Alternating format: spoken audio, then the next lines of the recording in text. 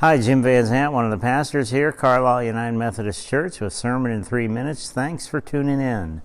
Hey, we've been looking at the book of Philippians, Paul's letter to this outpost in Macedonia, this group of Christians that he had a deep love for. He's writing a letter to them from his prison cell in Rome. And in the piece we looked at this past Sunday, we're looking at that part that's kind of the thank you note of the letter, where he thanks them for the support that he's been giving them. But in the midst of that, he makes a very strange comment. He says, I have learned to be content.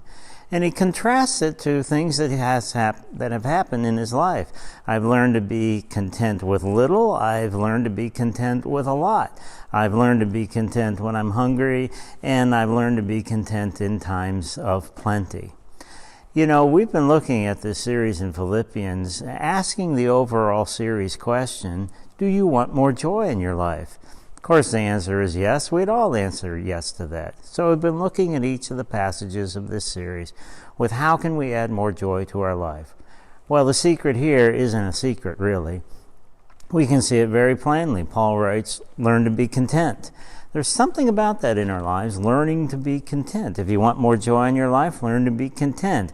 Easier said than done. But we can learn something from the contrast that Paul makes.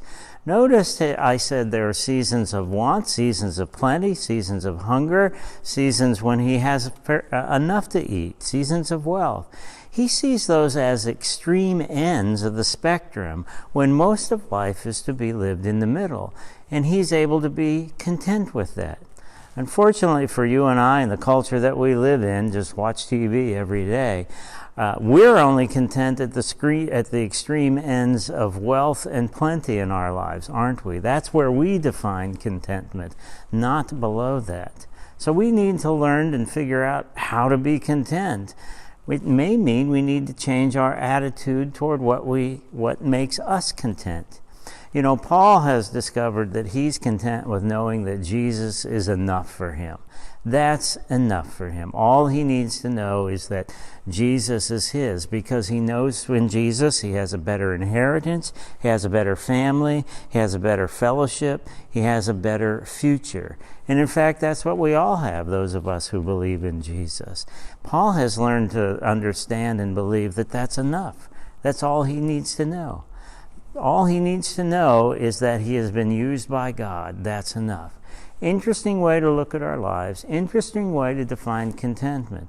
Contentment isn't found in the things that are out there, the things of wealth or the times of plenty, but they're found in here when we begin to understand that being used by God is enough.